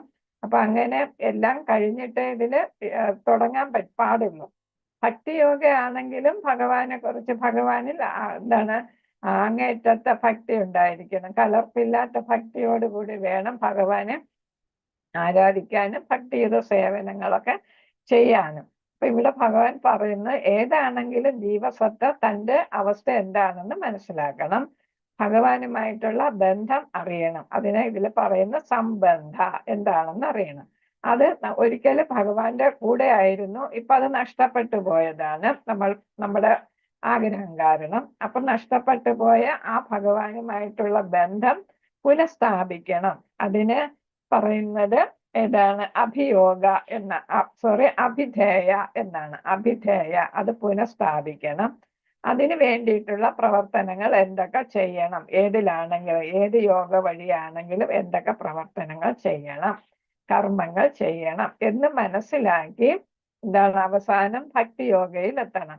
അതാണ് കൃഷ്ണാവബോധ തലം എന്ന് പറയുന്നത്. ഭക്തിയോഗമാണ്. ഏത് യോഗയിലൂടെ പോയാലും അവസാനം ഭക്തിയോഗയിൽ എത്തണം എന്നാണ് പറയുന്നത്. അപ്പൊ അവിടെ എത്തിയാല് ആ ഉന്നത തലത്തിൽ എത്തുമ്പോഴാണ് പ്രയോജനം ഉണ്ടാകുന്നത്. പ്രയോജനം ഉണ്ടാകുന്നത്, അതായത് ഭഗവാനുമായിട്ട് ബന്ധം സ്ഥാപിക്കാനായിട്ട് പറ്റുന്നത്. അപ്പൊ അങ്ങനെ ബന്ധം സ്ഥാപിക്കണമെങ്കിൽ ആദ്യമേ തന്നെ അതിന്റെ തയ്യാറെടുപ്പുകൾ ഒരാൾ നടത്തണം. ഭക്തിയോഗയാണെങ്കിൽ കുറച്ച് എളുപ്പമാണ്. ഏറ്റവും ശ്രേഷ്ഠം ഭക്തിയോഗമാണ് ഈ 3 യോഗകളില്. ഇതെന്താണ്? ദൈവ സാക്ഷാത്കാരത്തിനുള്ള നേരിട്ടുള്ള മാർഗമാണ്. മറ്റത് പല കടമ്പകൾ കഴിയണം, അല്ലെ? ജ്ഞാനയോഗമാണെങ്കിലും അഷ്ടാംഗ യോഗയാണെങ്കിലും പല പല ഘട്ടങ്ങൾ കഴിഞ്ഞാലേ പറ്റുള്ളൂ. അതേസമയം ഭക്തിയോഗമാണ് ഏറ്റവും ശ്രേഷ്ഠം. നമുക്ക് പ്രത്യേകിച്ച് കലിയുഗത്തില് അത് ഭഗവാനുമായിട്ട് നേരിട്ടുള്ള ഒരു ബന്ധം സ്ഥാപിക്കലാണ്. നമ്മുടെ ഓരോരുത്തരുടെ കഴിവനുസരിച്ച് നമുക്ക് ഭക്തിയുത സേവനങ്ങൾ ചെയ്യാനായിട്ട് സാധിക്കും. അപ്പൊ അങ്ങനെ വരുമ്പോ അത് ഏറ്റവും ശ്രേഷ്ഠമായിട്ടുള്ള മാർഗമായിട്ട് പറയുന്നു. അതേപോലെ ഏത് മാർഗം സ്വീകരിച്ചാലും അവസാനം ഭക്തിയോഗയിൽ എത്തിയാല് അത് വിജയകരമായിട്ട് പൂർത്തിയാക്കാനും സാധിക്കും. അപ്പൊ ആദ്യമേ തന്നെ ഭക്തിയോഗ പോരെ എന്നാണ് ചോദ്യം. അപ്പൊ ഇത് എന്ത് മാർഗമായാലും ഒരിക്കൽ ഓരോരുത്തരുടെയും ലക്ഷ്യം എന്താണ്? പരമോന്നതനായ ഭഗവാനിൽ എത്തുക. ജ്ഞാനയോഗമായാലും പിന്നെ അഷ്ടാംഗ യോഗയായാലും ഭക്തി യോഗയായാലും ലക്ഷ്യം ഒന്ന് തന്നെ. എല്ലാ പാതകളും ഒരിടത്തേക്കും, അല്ലെ? ആൾ പാസ് ലീഡ് ടു ഭഗവാൻ എന്നാണ് ഇവിടെ പറയുന്നത്. അപ്പൊ എല്ലാ മാർഗങ്ങളും ഭഗവാനിലേക്ക് എത്തിച്ചേരുന്നു. അപ്പൊ എളുപ്പമായിട്ടുള്ള മാർഗമായ ഭക്തിയോഗ സ്വീകരിക്കുകയാണ്. അതാണ് ഭഗവാനുമായിട്ട് നേരിട്ട് ബന്ധം പുലർത്താനായിട്ട് സാധിക്കുന്നത് എന്നാണ്. അപ്പൊ അടുത്തത് പറയുന്നത് യോഗയിൽ വീണു പോയവർ അവർക്ക് എന്ത് സംഭവിക്കുമെന്ന് ചോദിക്കുന്നു. അപ്പൊ ഭഗവാൻ പറയുന്നു, യോഗയിൽ വീണു പോയവർ ഒരിക്കലും നശിക്കുന്നില്ല. കാരണം എന്താണ്? അതാണ് കല്യാണകൃത് എന്നുള്ള ഒരു വാക്ക് ഇന്നലെ ഞാൻ പറഞ്ഞു. നന്മ ചെയ്തവർ ഒരിക്കലും നശിക്കത്തില്ല എന്നുള്ളത്. അവർക്കൊരിക്കലും നാശം വരത്തില്ല. ആധ്യാത്മികതയിലായാലും ഭൗതികതയിലായാലും അവർക്ക് നാശം സംഭവിക്കത്തില്ല. അവർ യമലോകത്ത് പോകുന്നതിന് പകരം എല്ലാവർക്കും പേടി. യമകിങ്കരന്മാര് വന്ന് കയറിട്ട് പിടിച്ച് പോത്തിന്റെ പുറത്ത് വന്ന് കയറിട്ട് പിടിച്ച് നമ്മളെ വരിഞ്ഞു കെട്ടി കൊണ്ടുപോകുമെന്നാണ്, അല്ലെ? വലിച്ചുകൊണ്ട് പോകുമെന്നാണ്. അങ്ങനെ ഒരു സംഭവം വരത്തില്ല. അപ്പൊ നമ്മൾ ഭഗവാനെ പ്രാപിക്കാനായിട്ട് ലക്ഷ്യമിട്ട് പ്രവർത്തിക്കുകയാണെങ്കിൽ നമുക്കൊരിക്കലും യമലോകത്ത് പോകേണ്ടി വരത്തില്ല. അജാമിളന്റെ സംഭവത്തിൽ കൂടെ തന്നെ യമകിങ്കരന്മാർക്ക് യമദേവൻ ധർമ്മദേവൻ നിർദ്ദേശം കൊടുത്തിട്ടുണ്ട്. സ്ട്രിക്റ്റ് ആയിട്ടുള്ള ഡയറക്ഷനാണ് കൊടുത്തിരിക്കുന്നത്. ഒരു കാരണവശാലും ഭഗവാന്റെ ഭക്തന്മാരെ തൊട്ടുപോകരുത് എന്നാണ്. അപ്പൊ ഭഗവാന്റെ നാമം ഒരിക്കൽ ഉരുവിട്ടാൽ പോലും അങ്ങോട്ട് പോകരുത് എന്നാണ് പറഞ്ഞിരിക്കുന്നത്. അപ്പൊ നമുക്കൊരിക്കലും യമലോകത്തേക്ക് പോകേണ്ടി വരത്തില്ല. അതിന് പകരം നമുക്ക് എവിടെ എത്താം? കുറച്ചു നാളെ ചെയ്തുള്ളൂ എങ്കിൽ നമുക്ക് ഉന്നത ലോകങ്ങളിൽ എത്താനായിട്ട് സാധിക്കും. ഭൂവർലോകം, സ്വർഗലോകം, അല്ലെ? ജനലോകം, തപലോകം, സത്യലോകം എന്നീ ഉന്നത ലോകങ്ങളിലേക്ക് എത്തിപ്പെടാനായിട്ട് പറ്റും. വളരെ കൂടുതൽ നാള് നമ്മൾ ചെയ്തിട്ട് വളരെ കൂടുതൽ നാള് ചെയ്തിട്ടുണ്ടെങ്കിൽ എന്താണ് നമുക്ക് അതീന്ദ്രിയ യോഗികളുടെ കുടുംബത്തിൽ ജനിക്കാം. പരാജയപ്പെട്ടു പോയി എങ്കിൽ അതീന്ദ്രിയ യോഗികളുടെ കുടുംബത്തിൽ ജനിച്ച് നമ്മൾ ചെറുതിലെ തന്നെ ഏത് പ്രാക്ടീസ് ചെയ്യാൻ തുടങ്ങും? യോഗ പ്രാക്ടീസ് ചെയ്യാൻ തുടങ്ങും. നമ്മൾ തന്നെ ഇപ്പൊ നമ്മൾ ഇതിലൊക്കെ വാട്സപ്പിലും ഒക്കെ കാണും ചില കുട്ടികളെ കുറിച്ച് അല്ലേ, 5 വയസ്സേ ആയുള്ളൂ, അവൻ അത് ചെയ്യുന്നു, ഇത് ചെയ്യുന്നു, അവൻ അതാണ് ഭാഗവതം മുഴുവൻ ബൈഹാർട്ട് ചെയ്തു, ഭഗവത്ഗീത ബൈഹാർട്ട് ചെയ്തു, ഏത് ആധ്യാത്മികമായിട്ടുള്ള ഏത് ചോദ്യം ചോദിച്ചാലും അവന് മറുപടി പറയാൻ പറ്റും എന്നൊക്കെ പറഞ്ഞ് കണ്ട് നമ്മൾ കാണുന്നുണ്ട്. അപ്പൊ അതൊക്കെ എന്താണ്? കഴിഞ്ഞ ജന്മത്തില് ഒരു വലിയ യോഗിയായിട്ട് യോഗി ആത്മസാക്ഷാത്കാരം കിട്ടിയില്ല, ആധ്യാത്മിക സാക്ഷാത്കാരം കിട്ടിയില്ല, പക്ഷെ വലിയ തലത്തിലെത്തിയ ആളാണ്, മുഴുവനാക്കിയിട്ടില്ല എന്നതുകൊണ്ട് ചെറുതിലെ തന്നെ ആ തരത്തിലുള്ള ഒരു ജനനം കിട്ടുന്നു എന്നാണ് പറയുന്നത്. അങ്ങനെയുള്ള അതീന്ദ്രിയ യോഗികളുടെ കുടുംബത്തിൽ ജനിക്കും. അല്ലെങ്കിൽ ഏതാണ് ഈ യോഗയൊക്കെ പ്രാക്ടീസ് ചെയ്യാൻ പറ്റുന്ന സമ്പന്ന കുടുംബങ്ങളില്, ആത്മീയതയുള്ള സമ്പന്ന കുടുംബങ്ങളിൽ. വെറും സമ്പന്ന കുടുംബം ആയിട്ട് കാര്യമില്ല, അവർക്ക് ദൈവത്തിന് വിശ്വാസം കാണത്തില്ല, ദൈവത്തിനെ കുറിച്ച് അവർ ചിന്തിക്കത്തേ ഇല്ല. അതേസമയം സമ്പന്നതയുണ്ട്, അതേസമയം എന്തുമുണ്ട്? ഭക്തിയുമുണ്ട്, ആധ്യാത്മിക ചിന്തയുമുള്ള കുടുംബത്തിൽ ജനിക്കാനായിട്ട് ഇടയാകും. അപ്പൊ അതൊക്കെയാണ് യോഗയില് കുറച്ചു കാലം ചെയ്താല് അല്ലെങ്കിൽ കൂടുതൽ കാലം ചെയ്താല് ഒക്കെ സംഭവിക്കുന്നത്. അപ്പൊ ചെറുതിലെ ദൈവിക ബോധം കിട്ടാനായിട്ട് വളരെ നാൾ യോഗ പ്രാക്ടീസ് ചെയ്തവർക്ക് സാധിക്കും. കുറച്ചു നാളാണെങ്കിൽ അവർ ഉന്നത ലോകങ്ങളിലെത്തി വീണ്ടും ഭൂമിയിൽ ബാക്കി പൂർത്തിയാക്കാനായിട്ട് അവര് ജനനമെടുക്കും. രണ്ടാണെങ്കിലും ഭൂമിയിലോട്ട് തിരിച്ചു വരും ഭഗവത് സാക്ഷാത്കാരം നേടുന്നതിന് വേണ്ടിയിട്ട്. അപ്പൊ അതിന് ഉദാഹരണമാണ് ജഡഭരതൻ. അദ്ദേഹം ഭരത രാജാവായിരുന്നു അല്ലെ. അപ്പൊ ഭാരതവർഷം എന്ന പേര് ഭരത രാജാവിൽ നിന്നാണ് കിട്ടിയത്. ചക്രവർത്തിയായിരുന്നു അദ്ദേഹം, വലിയ ഭക്തനായിരുന്നു. നമ്മൾ 50 വയസ്സാകുമ്പം ഗാർഹസ്ഥ്യം ഉപേക്ഷിക്കണമെന്നാണ് ധർമ്മശാസ്ത്രങ്ങളിൽ പറയുന്നത്. അത് കഴിഞ്ഞിട്ട് നമ്മൾ ഗാർഹസ്ഥ്യം വാനപ്രസ്ഥത്തിലേക്ക് കിടക്കും. കുറച്ച് കഴിയുമ്പോൾ ഇതെല്ലാം ഭൗതികത മുഴുവൻ ഉപേക്ഷിച്ച് എന്ത് ചെയ്യുന്നു? സന്യാസത്തിലേക്ക് തിരിയും. അപ്പൊ ഇവിടെ ഭരത ചക്രവർത്തി അതെല്ലാം ചെയ്തു. എല്ലാം മക്കൾക്ക് രാജ്യമെല്ലാം ഭരണം ഏൽപ്പിച്ച് അദ്ദേഹം എന്ത് ചെയ്തു? മുമ്പൊക്കെ കാടൻ ഉള്ളത് കൊണ്ട് എന്ത് ചെയ്തു? വനത്തിലേക്ക് പോയി അവിടെ തപസ്സനുഷ്ഠിക്കുകയും ഭക്തിയുത സേവനങ്ങൾ ഭഗവാനെ ആരാധിക്കുകയും എല്ലാ നിഷ്ഠകളും അനുസരിച്ച് അദ്ദേഹം അവിടെ പൂജാതി കർമ്മങ്ങളും ഒക്കെ ചെയ്ത് 24 മണിക്കൂറും ഭഗവത് ചിന്തയിലായിരുന്നു അദ്ദേഹം ഇരുന്നത്. അങ്ങനെ അദ്ദേഹം വലിയ ഉന്നത തലത്തിലെത്തിയ ഘട്ടത്തിലാണ് ഒരു ദിവസം എന്ത് സംഭവിച്ചത്? ഒരു സിംഹം ഒരു മാനിനെ ഓടിച്ചു കൊണ്ടുവരികയും അതൊരു ഗർഭിണിയായിരുന്നു. അപ്പൊ അത് ആ സിംഹത്തിന്റെ അലർച്ചയെല്ലാം കേട്ടിട്ട് എന്ത് ചെയ്തു? ഇദ്ദേഹത്തിന്റെ ശ്രദ്ധ ഒന്ന് മാറി. അദ്ദേഹം നോക്കിയപ്പോ ആ സിംഹം ഇപ്പൊ മാനിനെ പിടിക്കും എന്നുള്ള അവസ്ഥയിലാണ്. അപ്പൊ മാൻ എന്ത് ചെയ്തു? അടുത്തുള്ള പുഴയിലോട്ട് ചാടി. പുഴയെ ചാടിയത് അതിന്റെ ഒരു വെപ്രാളവും എല്ലാമായിട്ട് അതെന്ത് ചെയ്തു? ആ മാൻ ഉടനെ തന്നെ കുഞ്ഞിനെ പ്രസവിക്കുകയും അത് ഒഴുകിപ്പോവുകയും ചെയ്തു. മരിച്ചൊഴുകിപ്പോയി. അപ്പൊ ഭരത രാജാവ് അദ്ദേഹം ഒരു എമ്പതിയും സിമ്പതിയൊക്കെ ഉള്ള ആളാണ് അല്ലെ. അപ്പൊ എന്ത് ചെയ്തു? ആ കുഞ്ഞിനെ എങ്ങനെ കളയും? ഒഴുകിപ്പോയാൽ എങ്ങനെയാണ്? കുഞ്ഞിന്റെ അമ്മ മരിച്ചു പോയല്ലോ എന്നൊക്കെ വിചാരിച്ച് ഇനി ആരെങ്കിലും ഇതുപോലെ കാട്ടുമൃഗങ്ങളെ പിടിച്ച് ഇതിനെ തിന്നത്തില്ലേ എന്ന് വിചാരിച്ച് കുഞ്ഞിനെ എടുത്ത് അതിനെ വളർത്താൻ തുടങ്ങി. അപ്പൊ അതുവരെ അദ്ദേഹത്തില് ദൈവചിന്ത മാത്രമേ ഉണ്ടായിരുന്നുള്ളൂ, ആധ്യാത്മിക ചിന്ത. ഇപ്പൊ എന്ത് ചിന്തയും കൂടെ വന്നു? അദ്ദേഹത്തിന്റെ ഭൗതിക ചിന്ത. അദ്ദേഹത്തിന്റെ ചിന്ത മാറി. പിന്നെ ഈ കുഞ്ഞു മാനിനെ വളർത്തുന്നതിലായി അദ്ദേഹത്തിന്റെ ശ്രദ്ധ. നമ്മൾ വളർത്തുന്ന പോലെ കാല് വളരുന്നോ കൈ വളരുന്നോ എന്നൊക്കെ നോക്കി അതിനെ വളർന്നു കഴിഞ്ഞപ്പോൾ അത് അതിന്റെ കൂട്ടുകാരെയൊക്കെ അന്വേഷിച്ച് പോകും. മൃഗമല്ല. അപ്പൊ പോകുമ്പോഴൊക്കെ ഭാരത രാജാവിന് ഭയങ്കര വെപ്രാളമാണ്. അതിന് കാട്ടുജീവികളെ പിടിച്ച് കഴിക്കുമോ എന്നൊക്കെയാണ്. അങ്ങനെയുള്ള ചിന്തയില് അത് കുറച്ച് കഴിയുമ്പോൾ രാത്രിയാകുമ്പോൾ വരും. എന്നാലും ഒരു ഉറപ്പില്ലാതെ ഇവിടെ തന്നെ തങ്ങുമെന്നൊക്കെ. അങ്ങനെ ഇരിക്കെ അദ്ദേഹത്തിന് പ്രായം ഒരുപാടായി അദ്ദേഹം പെട്ടെന്ന് മരിക്കുകയും ചെയ്തു. അപ്പൊ മരിച്ചപ്പോൾ അദ്ദേഹത്തിന്റെ ചിന്ത ഈ കുഞ്ഞു മാനിനെ കുറിച്ചായിരുന്നു. അങ്ങനെ ആ ചിന്തയോടുകൂടി അദ്ദേഹം മരിക്കുകയും അടുത്ത ജന്മം അദ്ദേഹം ഒരു മാനായിട്ട് ജനിക്കുകയും ചെയ്തു. പക്ഷെ ആ മാന് പഴയ കാലങ്ങളൊക്കെ ഓർമ്മ വന്നു. അതാണ് വലിയ ആധ്യാത്മികതയിലെത്തുന്നവരുടെ ഒരു ഗുണം. പഴയ കാര്യങ്ങൾ ഓർമ്മ കാണും, കഴിഞ്ഞ ജന്മം എന്തായിരുന്നു എന്നുള്ളത്. സാധാരണ നമുക്കൊന്നും ആ ഓർമ്മയില്ല.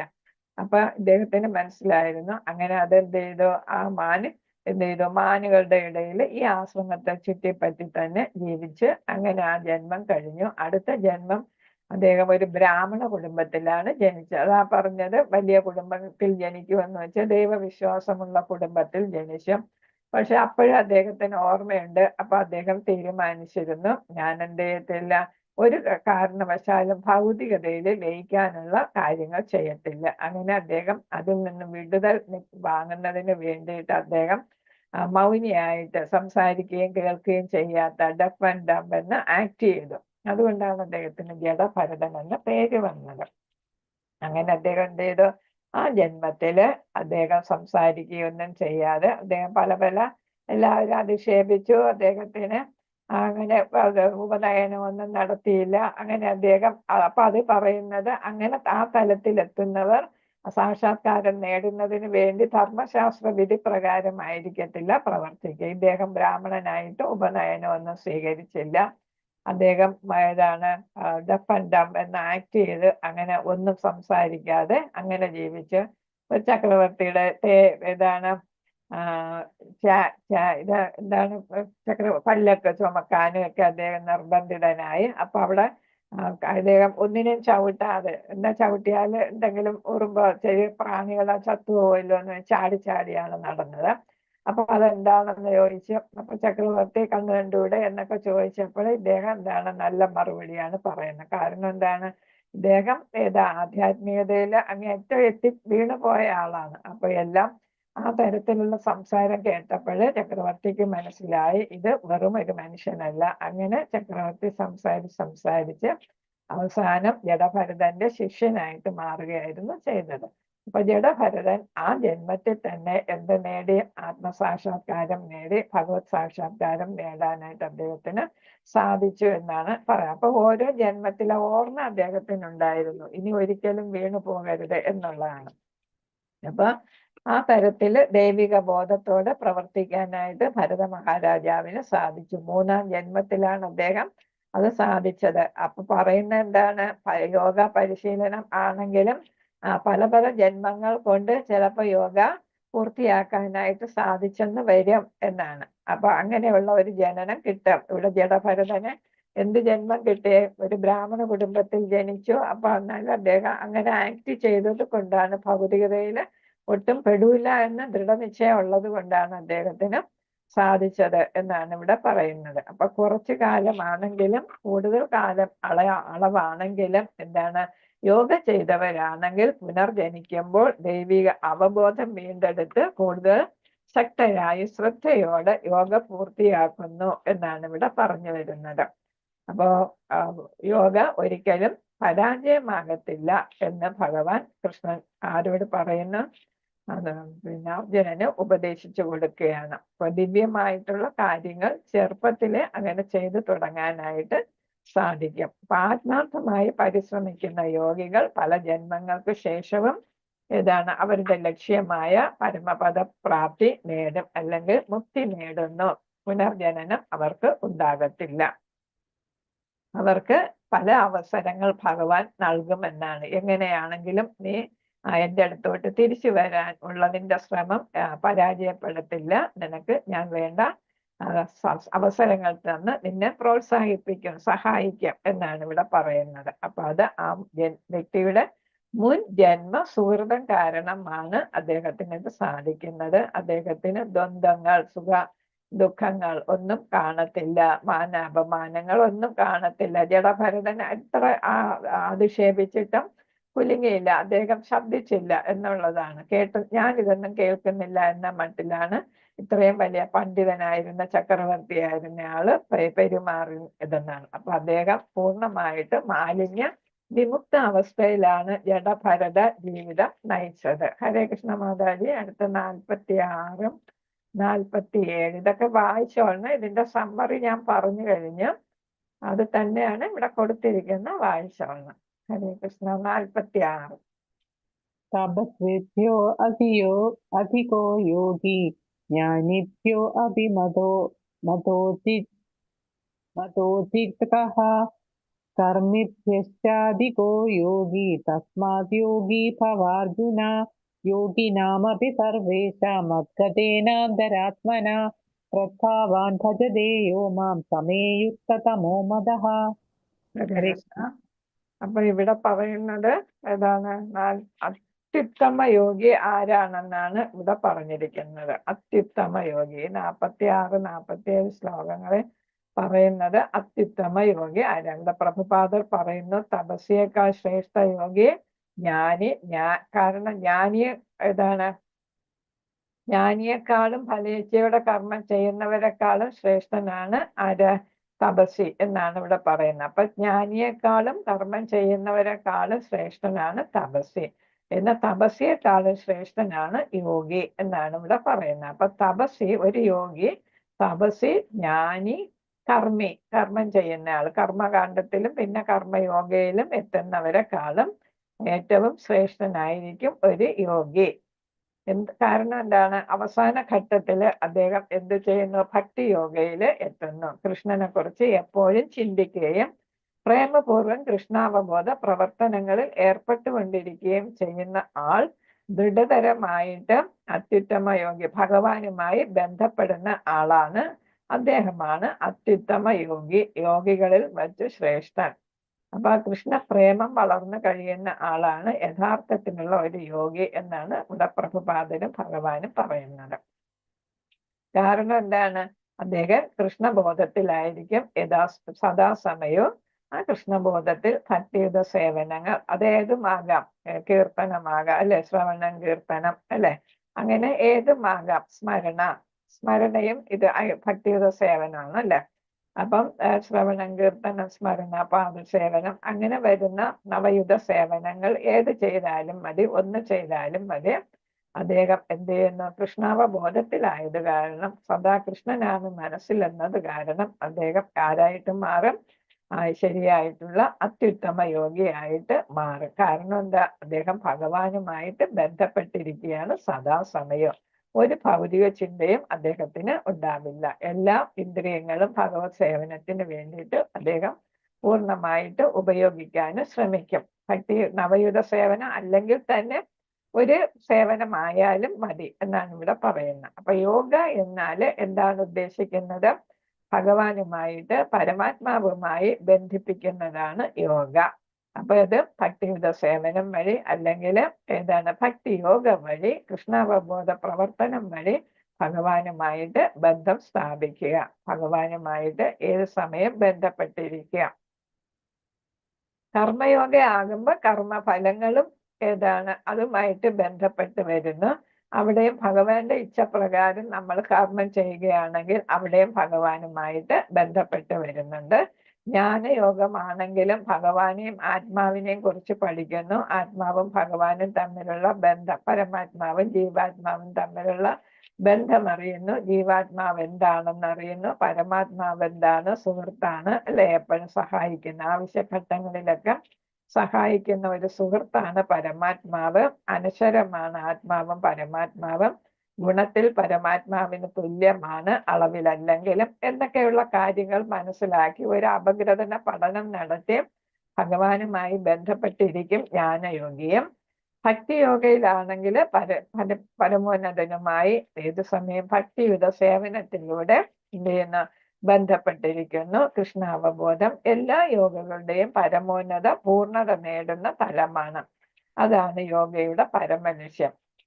അപ്പൊ ഇതാണ് ഭക്തിയോഗത്തിലൂടെയാണ് നമ്മൾ ഏതിൽ വരുന്നത്? കൃഷ്ണാവബോധത്തിൽ വരുന്നത്. അപ്പൊ എപ്പോഴും കൃഷ്ണനെ കുറിച്ചുള്ള അവബോധം ഉണ്ടാകുന്നു. അപ്പൊ നമ്മുടെ എല്ലാ പ്രവർത്തനങ്ങളും അതിന് വേണ്ടിയിട്ടായിരിക്കും, ഭഗവാന് വേണ്ടിയിട്ടായിരിക്കും, ഭഗവാനെ തൃപ്തിപ്പെടുത്തുന്നതിന് വേണ്ടിയിട്ടുള്ളതായിരിക്കും. ഭഗവാൻ അനിഷ്ടമായതൊന്നും നമ്മൾ ചെയ്യത്തില്ല. അങ്ങനെ നമ്മൾ മാലിന്യങ്ങളെല്ലാം നീങ്ങി മാലിന്യ വിമുക്ത അവസ്ഥയിൽ നമ്മൾ എത്തിച്ചേരുന്നു. അവിടെ പ്രഭുപാദർ പറയുന്നു, യഥാർത്ഥ ഭക്തൻ ഒരു സ്വർണ്ണ കൊടുമുടി പോലെയാണ് എന്നാണ് പറയുന്നത്. സ്വർണം കൊണ്ട് നിർമ്മിച്ച കൊടുമുടി. അപ്പൊ ഏത് കൊടുമുടി എന്ന് പറയുമ്പോൾ ഏറ്റവും പൊക്കം കൂടിയ പർവ്വതമാണ് അല്ലെ. അപ്പൊ ആ തലത്തിലാണ് ഒരു യഥാർത്ഥ ഭക്തൻ, കൃഷ്ണാവബോധമുള്ള ഒരു യഥാർത്ഥ ഭക്തൻ. മറ്റു ഭക്തന്മാരെല്ലാം വലുതും ചെറുതുമായ പർവ്വതങ്ങളുമാണ്. എന്ന് വെച്ചാൽ കൊടുമുടിയിലെത്തിയിട്ടില്ല അവര്. കൊടുമുടിയിലെത്തിയതാണ് യഥാർത്ഥ ഭക്തൻ അല്ലെങ്കിൽ യഥാർത്ഥ യോഗി എന്ന് പറയുന്നു. അപ്പം 47-ാമത്തേതിൽ ഭക്തിയുടെ സേവനത്തിന്റെ മഹിമകളാണ് ഇവിടെ പറയുന്നത്.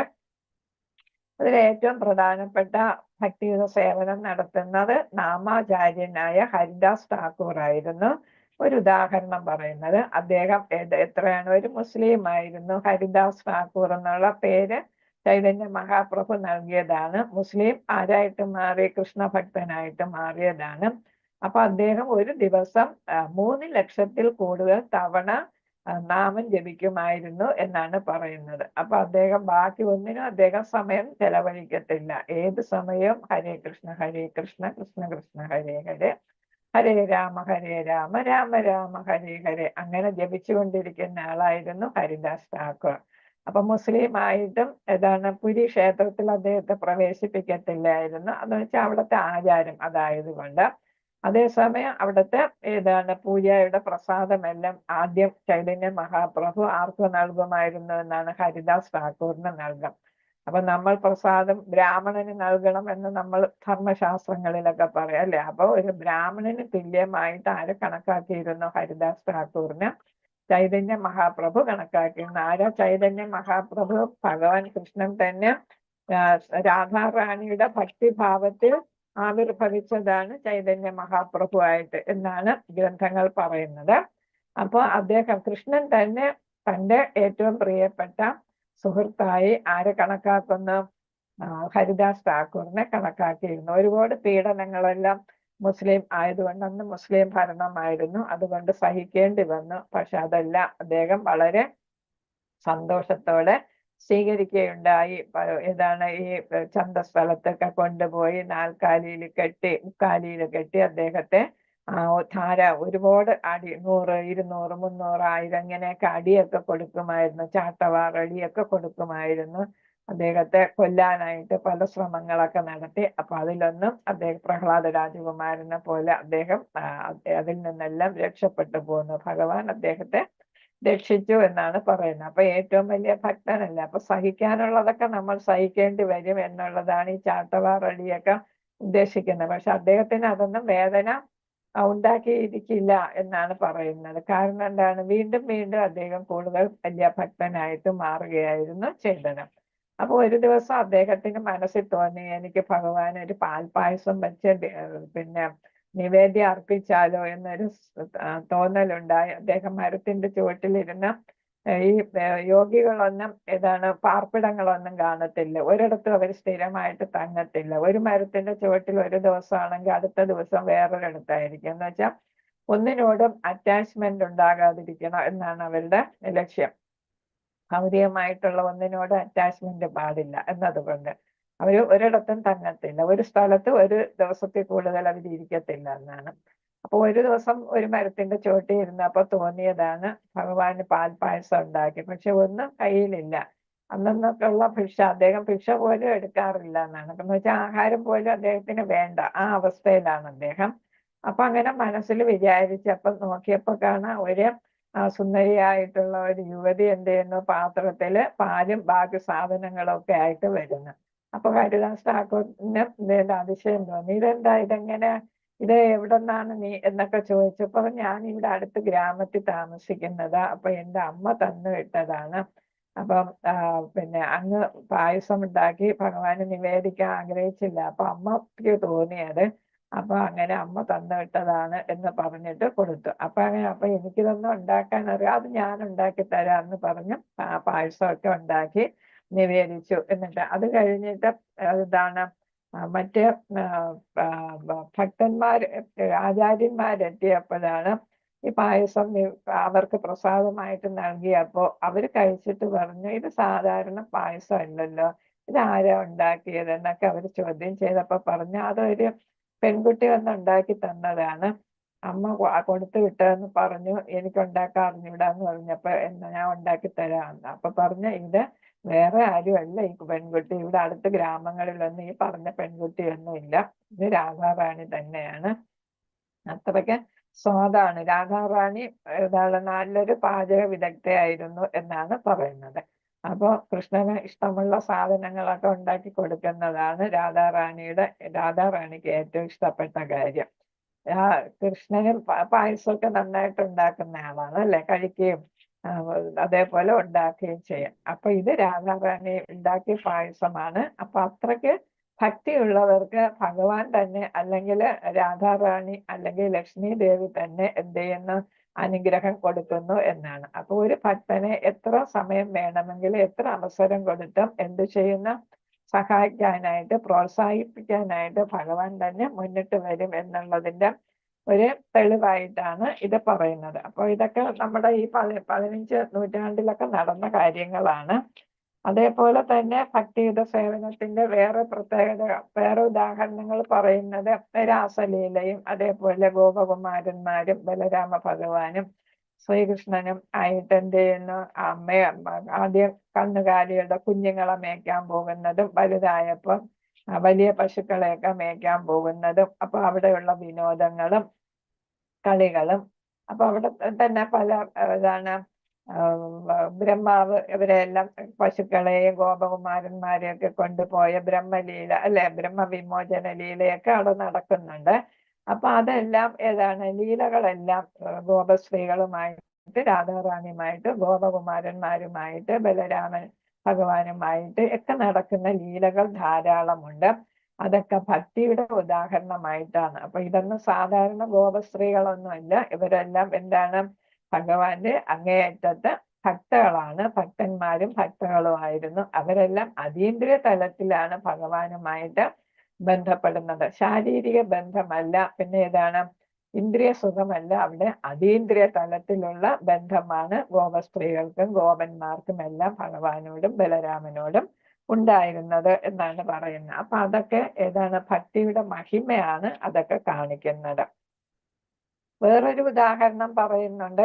ഒരു ഏതാണ് കുരുവി എന്നും കടൽക്കരയില് മുട്ടയിട്ടാല് അത് തീറ്റ അന്വേഷിച്ച് പോയിട്ട് തിരിച്ചു വരുമ്പോ ഈ മുട്ടകളെല്ലാം കടൽ വിഴുങ്ങിയിരിക്കും, തിര വന്നിട്ട് ഇതെല്ലാം അടിച്ചുകൊണ്ട് പോകും. അപ്പൊ അങ്ങനെ എന്താണ് ആ കുരുവിക്ക് സഹികെട്ടു. അവസാനം കുരുവി എന്താണ് കടലിനോട് ശോഭിച്ച് പറയുന്നു, നീ എന്റെ മുട്ടകളൊന്ന് തിരിച്ചു തന്നില്ലെങ്കിൽ ഞാൻ നിന്നെ എന്ത് ചെയ്ത് നിന്റെ വെള്ളം മുഴുവൻ കുടിച്ച് ഞാൻ വറ്റിച്ച് കളയും എന്നൊക്കെ പേടിപ്പിക്കുന്നുണ്ട്. അപ്പൊ ഒരു ചെറിയ കുരുവിക്ക് എന്താണ് അത്രയ്ക്ക് വിശ്വാസമാണ്, ഏതാണ് എനിക്ക് പറ്റും എന്നുള്ള ഒരു വിശ്വാസമാണ് അവിടെ കാണുന്നത്. അപ്പൊ ഇത് കേട്ട ഗരുഡൻ എന്ത് ചെയ്തു, അപ്പൊ ഇത്രയും വിശ്വാസമുള്ള ഒരു കുഞ്ഞു കുരുവിയല്ലേ, അപ്പൊ എന്ത് ചെയ്യാ അവളെ സഹായിച്ചേക്കാം എന്ന് വിചാരിച്ച് ഗരുഡൻ വരികയും, ഗരുഡൻ എന്താണ് ഭഗവാന്റെ വാഹനമാണല്ലേ. അപ്പൊ ആ ഗരുഡൻ എന്ത് ചെയ്ത ഒരു ആൾ രൂപം എല്ലാം ധരിക്കാൻ പറ്റുന്നതല്ല. അപ്പൊ ഗരുഡൻ കടലിനോട് ശോഭിച്ച് പറഞ്ഞു, കുരുവിയുടെ മുട്ടകൾ തിരിച്ചു കൊടുത്തില്ലെങ്കിൽ കുരുവി പറഞ്ഞതുപോലെ ഞാൻ നിന്റെ വെള്ളം മുഴുവൻ കുടിച്ചു വറ്റിക്കും എന്ന് പറഞ്ഞപ്പോ എന്ത് ചെയ്തു, കടല് എല്ലാ മുട്ടകളെയും തിരിച്ചു കൊടുത്തു എന്നാണ് പറയുന്നത്. അപ്പൊ അവിടെയൊക്കെ വിശ്വാസവും ആണ് കാണിക്കുന്നത്. അപ്പൊ അവിടെ ഭഗവാനിലുള്ള വിശ്വാസവുമാണ് സ്വന്തം ശക്തിയിലുള്ള വിശ്വാസവും അല്ലെ. ഒരു കുരുവി എന്ത് ചെയ്യാനാ, പക്ഷെ എന്താണ് കുരുവി അങ്ങനെ ഒരു വിശ്വാസം കുരുവിക്കുണ്ട് എന്നുള്ളതാണ് അവിടെ സൂചിപ്പിക്കുന്നത്. ദൃഢനിശ്ചയവും ഉറച്ച വിശ്വാസവുമാണ് അവിടെ കാണിക്കുന്നത്. അപ്പൊ കുരുവിയാണെങ്കിലും അതെന്തായിരിക്കും, അതും ഒരു ആത്മാവാണ്. അപ്പൊ അതിനും ഒരു ഭഗവത് ചിന്ത ഉണ്ടായിരിക്കണം, നമുക്ക് അറിഞ്ഞൂടല്ലോ.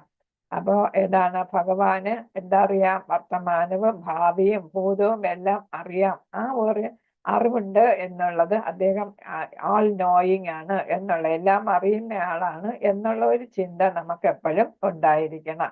നമ്മൾ കാണുന്നില്ല, ആരും കാണുന്നില്ല എന്ന് വിചാരിച്ച് നമ്മളെല്ലാം ചെയ്യും അല്ലേ, ഒളിച്ചു ചെയ്യും. പക്ഷെ നമ്മളോടൊപ്പം സാക്ഷിയായിട്ട് ആരിരുന്ന് കാണുന്നുണ്ട്, പരമാത്മാവിതെല്ലാം കാണുന്നുണ്ട്. നമുക്ക് മനുഷ്യരെ കണ്ണ് വെട്ടിക്കാം, പക്ഷെ ആരുടെ കണ്ണ് വെട്ടിക്കാൻ പറ്റത്തില്ല, പരമാത്മാവിന്റെ കണ്ണ് വെട്ടിക്കാനായിട്ട് നമുക്ക് സാധിക്കത്തില്ല. അതുകൊണ്ട് ഇതാണ് ഭഗവാൻ നമ്മളുടെ കൂടെ എപ്പോഴും ഉണ്ട്. പരമാത്മാ രൂപത്തിൽ നമ്മുടെ ആത്മാവിന്റെ കൂടെ ഹൃദയത്തിൽ കുടികൊള്ളുന്നു എന്ന് നമ്മൾ അറിഞ്ഞ് എന്ത് ചെയ്ത് വിശ്വസിച്ച് ആരാധിക്കുക, ഭക്തിയുത സേവനം ചെയ്യുക. അങ്ങനെ നമുക്ക് എല്ലാവർക്കും എന്ത് ചെയ്യാൻ സാധിക്കും?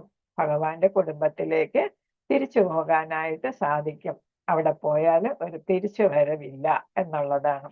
പുനർജനനമില്ല, ഭൗതിക ക്ലേശങ്ങളൊന്നും അനുഭവിക്കേണ്ടി വരത്തില്ല. ആത്മീയ ക്ലേശവും ഇല്ല. എനിക്ക് കിട്ടുമോ എന്നുള്ള ആത്മീയ ക്ലേശവും വേണ്ട, ഞാൻ വീണു പോകുമോ എന്നുള്ള ഒരു ചിന്തയൊന്നും അവിടെ വേണ്ടി വരുന്നില്ല. അങ്ങനെ ഭൗതിക ആധ്യാത്മിക ക്ലേശങ്ങളൊന്നും അനുഭവിക്കാതെ നമുക്ക് ഭഗവാനോടൊപ്പം എവിടെ താമസിക്കാം? ഗോലോകത്തോ അല്ലെങ്കിൽ വൈകുണ്ഠ ലോകങ്ങളിലോ താമസിക്കാനായിട്ട് സാധിക്കും. അപ്പോൾ ജപിക്കുക, ആരാധിക്കുക, ഭക്തനാകുക, ഭഗവാന്റെ ധാമത്തിലേക്ക് തിരിച്ചെത്തുക. ഹരേ കൃഷ്ണ മഹാമന്ത്രം ജപിക്കുക. ഹരേ കൃഷ്ണ കൃഷ്ണ കൃഷ്ണ ഹരേ ഹരേ, ഹരേ രാമ രാമ രാമ ഹരേ ഹരേ. മാലയിൽ എത്ര പ്രാവശ്യം ജപിക്കാൻ പറ്റുമോ അത്രയും പ്രാവശ്യം ജപിക്കുക. യാത്ര ചെയ്യുമ്പോൾ മാല കൊണ്ടുപോകാൻ പറ്റിയില്ലെങ്കിൽ അതിനനുസരിച്ചുള്ള സംവിധാനങ്ങൾ ഉണ്ട്. അപ്പൊ അതിന് എന്താണെങ്കിലും നമ്മുടെ മനസ്സിൽ എപ്പോഴും കൃഷ്ണചിന്ത ഉണ്ടായാൽ ജഡഭരതന് പറ്റിയതുപോലെ പറ്റത്തില്ല. മരണസമയത്ത് നമ്മുടെ മനസ്സിൽ ആരോടിയറ്റം ഭഗവാന്റെ ഓർമ്മ വരും. ഭഗവാനെ സ്മരിച്ചുകൊണ്ട് നമുക്ക് ഭൗതിക ശരീരം ഉപേക്ഷിക്കാനായിട്ട് സാധിക്കും. എന്ത് വിചാരിച്ചാണോ നമ്മൾ ഭൗതിക ശരീരം ഉപേക്ഷിക്കുന്നത്, നമ്മൾ അതായിട്ട് മാറും എന്നാണ് പറയുന്നത്. അപ്പൊ അതുകൊണ്ട് ഭൗതിക ചിന്ത വെടിഞ്ഞ് ഭഗവാന്റെ ചിന്ത വരണമെങ്കിൽ നമ്മൾ കഴിയുന്നത്ര ഭഗവാന്റെ നാമം ജപിക്കണം. അതാണ് നമുക്ക് ഈ കലിയുഗത്തിൽ ചെയ്യാവുന്ന ഒരു യജ്ഞം. നാമയജ്ഞമാണ് നമുക്ക് സാധിക്കുക. ഹരേ കൃഷ്ണ. വാഞ്ചകൽപതരൂപശ്ച കൃപാ സിന്ധുഭ്യയേവ ച പതിതാനം പാവനേഭ്യോ വൈഷ്ണവേഭ്യോ നമോ നമഃ.